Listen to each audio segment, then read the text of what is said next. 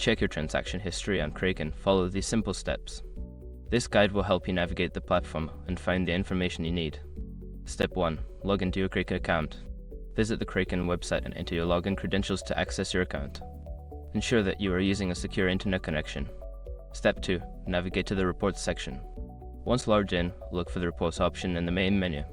This section contains various reports related to your account activity, including transaction history. Step 3. Select Transaction History.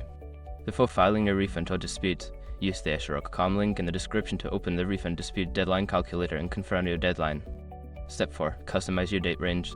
You can customize the date range for the transactions you want to view. Select the start and end dates to filter the results according to your needs. Step 5. Download or export your history. If you need to keep a record of your transaction history, look for the download or export option. You can usually download the data in formats like CSV or PDF for your personal records.